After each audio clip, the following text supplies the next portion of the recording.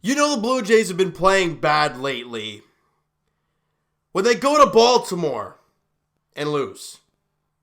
Jays lose 4-2 to the Baltimore Orioles, have now dropped 5 straight games and just look awful. Remember they dropped 6 straight and they won 2 straight against the Yankees, which shocked the heck out of all of us. And since those 2 wins, they've now lost 5 in a row. You guys can do the math. In the last 13 games, the Jays have won 2. And it's kind of the same thing over and over again, you know. The inability to get any clutch hits, the inability to get really any hits in general.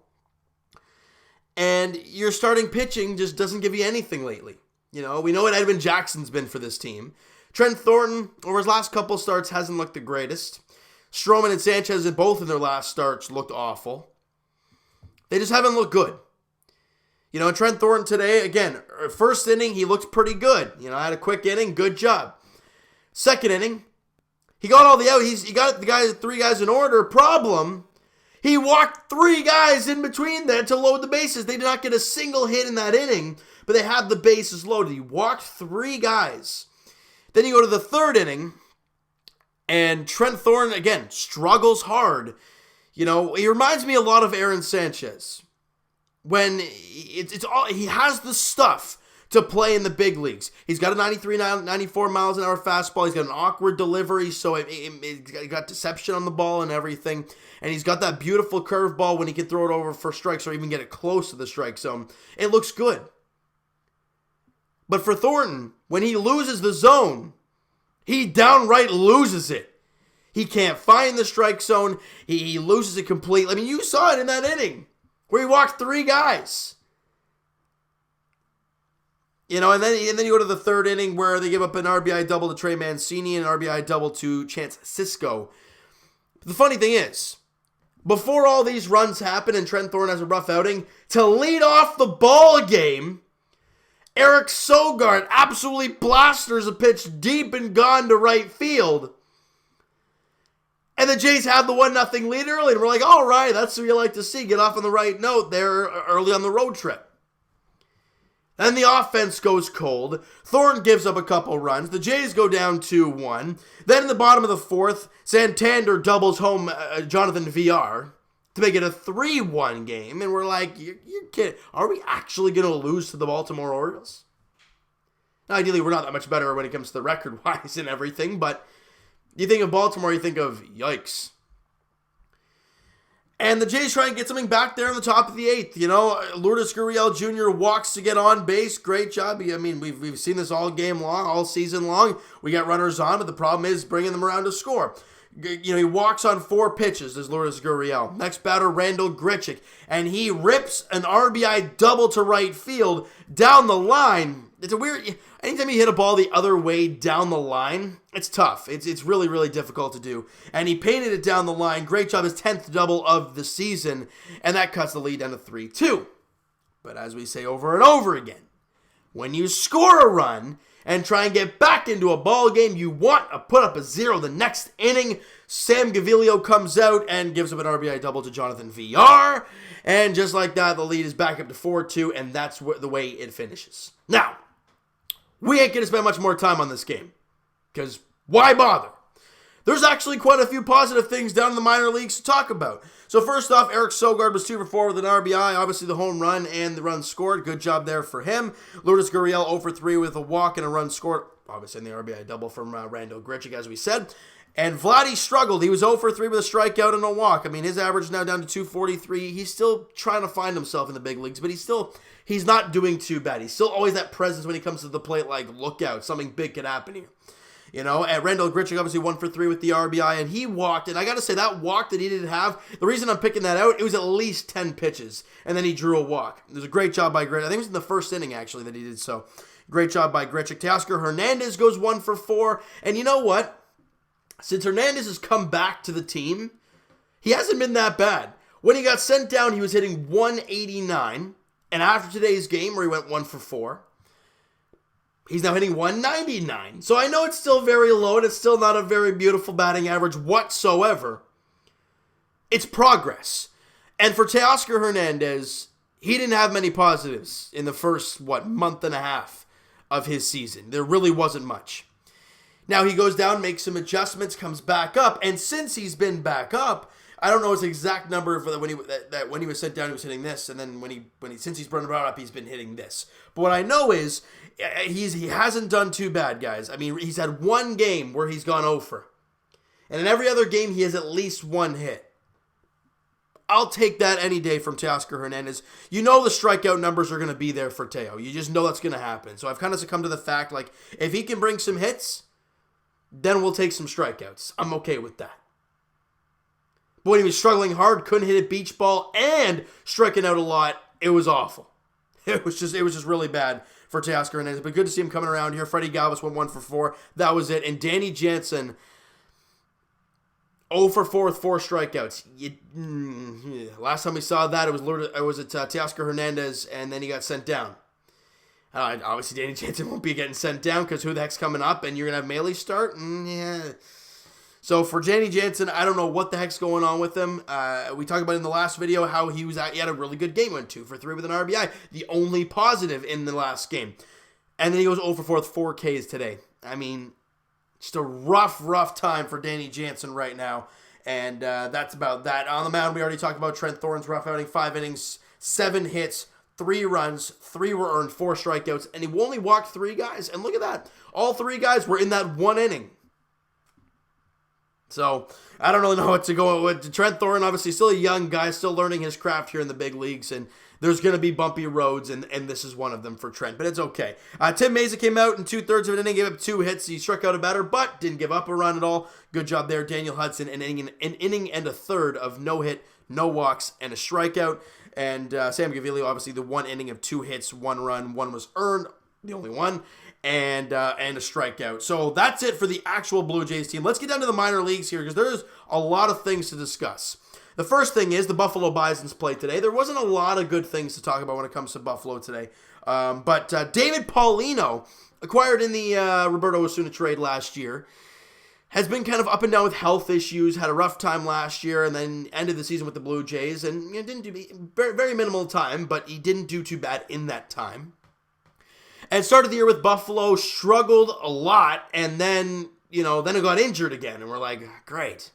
But today he went 4 innings of 2 hit ball, one walk, and 6 Ks. So for David Paulino, he's been very good today. He was really, really good. And Anthony Alford chipped in with another hit. He was 1 for 4, hitting .237 on the season down there in AAA Buffalo. But that's it. That's it for the Buffalo Bisons. There's not much to go on with there. And if I'm not mistaken, New Hampshire had an awful game, 6-0. My boy Yenzi Diaz had a rough outing. There's nothing to talk about there. I already looked at it. There wasn't really, when it comes to the young guys and anything, there really wasn't anything positive to go on there. So it was a rough one there. Doubleheader today for the Dunedin Blue Jays. They were supposed to play one yesterday, got rained out, so they played a doubleheader today. They won the first one 2-0. And there's a bright light at the end of the tunnel for Jays fans here. I'm going to mention that in a second here. So Cal Stevenson went 2 for 4 in the ball game with an RBI, hitting .246. Logan Warmoth went 1 for 4 with an RBI. Bo Bichette went 1 for 3 in the game. He's still down there rehabbing and all that stuff. Samad Taylor went 1 for 3 with a run scored in that game. But on the mound, somebody who's been injured all year long, and I've been kind of questioning what the heck, where is he? Like, you don't hear too much about the minor leagues when injuries happen. If you're not a number 1 prospect, you don't hear about it too much. TJ, when I hear the guys start talking about him more, I'll remember it. But TJ Zook, it sounds okay if it's Zook. I mean, if it's Zoich, fine, whatever.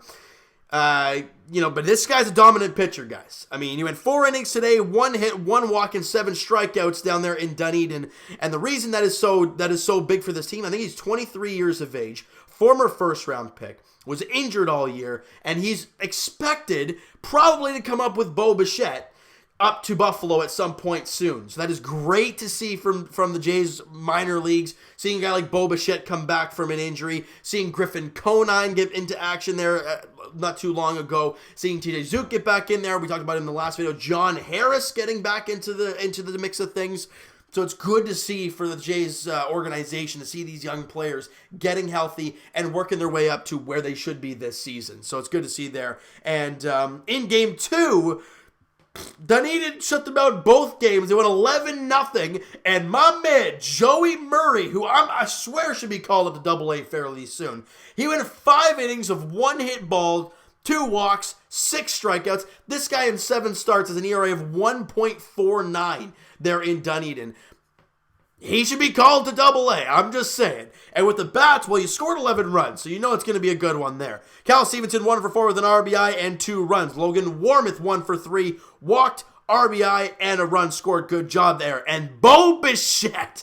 I mean, we know he shouldn't be down there, but seeing how he's contributing, it's nice to see him starting to get back into the swing of things, literally. He went 4 for 5 with an RBI, scored a couple runs. Oh, it's great to see Bo back on the ball field, swinging the bat the way we know he can. Beck Christopher went 3 for 5 with 3 RBIs and a run scored. A former Jays round, not sure which round he was last year. He's hitting 286 down there. He's having a pretty darn good season. He played in Vancouver last year, so he's doing very well in Dunedin to start this season for the Dunedin Blue Jays. Canadian boy Demi Orlamoye went 1 for 4 with a couple of RBIs. Good to see there. And Samad Taylor went 1 for 3 with a run scored and a walk. All right, and we were talking about on the mound, Joey Murray. So let's go down to the Lansing Lugnuts here. We didn't talk about yesterday's ball game. It wasn't really pretty. They lost 10-4. 10-4 over and out, people. It wasn't really good. Kona went over 4 with 3 strikeouts. He had a rough ball game. Whereas my boy Hagen Danner, and this guy I talked about in the last video, still struggling, but it's good to see some progression. He was 2 for 4 in yesterday's game with a couple RBIs, a couple runs scored. Again, I was seeing him hitting in the 140s not too long ago. It's now 181. Good to see there. And today was a better one. They won 11-7, and on the mound, don't care. Sorry, bud, if you're watching, the guy who's pitching today for Lansing, I apologize, but, I mean, the name doesn't pop out right away. Griffin Conine, after the 0 for 4 with 3 strikeouts yesterday, goes 4 for 5 with 5 RBIs, 3 runs scored, back kept to hitting .438 is Griffin Conine. He should get the call to Dunedin very soon, guys. I really hope it's going to happen sometime soon, because Griffin Conine is ripping the ball up there in Lansing. And Hagen Danner, once again, he goes 2 for 5 with a couple RBIs and a run scored. He's now hitting 188. Up 7 points from the prior game. Good to see him doing some things, and good to see the Jays minor league system. A lot of positives down there, because really, at the big club, it's not much positives whatsoever for this team. Not fun. All right, and guys, game 2 of the 3-game set against the Baltimore Orioles goes tomorrow night.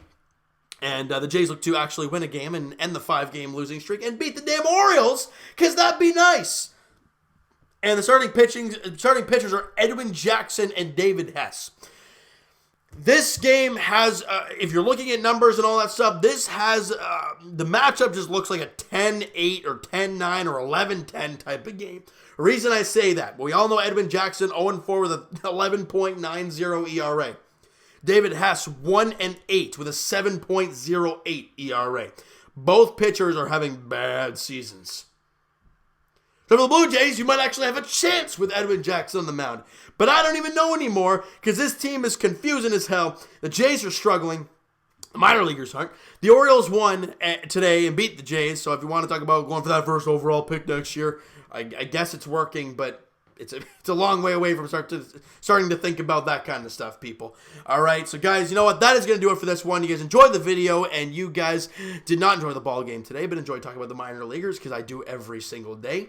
All right, smack that like button. I do appreciate that. Hit the subscribe button if you guys have not already. Comment down below your thoughts on the game, your thoughts on the video, your thoughts on the minor leaguers, all that crazy stuff. And I mean, my main man Mo Buckets on Twitter, guys. He's a great guy. Blue Jays Wave on Instagram. He posts all the Blue Jays, well, not all of the Blue Jays highlights, but some of the big Blue Jays highlights when there is any. And he's a great guy, guys. He's grinding like I am. It's a lot of fun. It's a pain in the rear end for this team at times, though. And he understands that. I get it. But go check him out, guys. Blue Jays Wave on Instagram. He's posted awesome content. And it's a really amazing guy, all right? And I will talk to you guys. Twitter is down below, guys. Follow up, send me a DM. Do all that great stuff. And I'll talk to you guys. It'll be Raptors edition Game 6 of the NBA Finals. Goes on Thursday night tip-off in Golden State. Now, People love looking at what ifs and all this kind of stuff. Well, I look ahead of Game 6, and I say, okay, so in Game 5, they scored 106. We lost by 1 point. They knocked down 12 more threes. That's a big difference. Kevin Durant had 11. He won't be in that game. Kayvon Looney will not be in that game. Now, you could argue, say, well, it's in Oracle. It's not a Scotiabank Arena. Yeah, that's a thing. So it's all... You never know what's going to happen, and I want this thing done on Thursday night if the Raptors look to win their first ever NBA title, and wouldn't it be special? And I don't care where it happens now. I wanted to win at home in Game 5. They didn't, so now I just want to win in general. I don't care where the heck they do it. All right? And as for the Blue Jays, guys, they take on the Baltimore Orioles, like we said, in the second game of the 3-game series tomorrow night, 7:05 first pitch at Camden Yards. Edwin Jackson on the mound for the Blue Jays. David Hess on the mound for the Orioles. Thank you guys so much for listening and watching. Hope you guys enjoyed this video. We'll talk to you guys then.